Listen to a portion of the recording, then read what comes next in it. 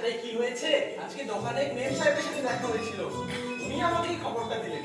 তা আমাদের রাহুল তো খুব সুন্দর ছবি আঁকে, ওকে ওখানে নিয়ে যেও। হ্যাঁ বলি, ওর ছবিগুলো তো কত সুন্দর হয়।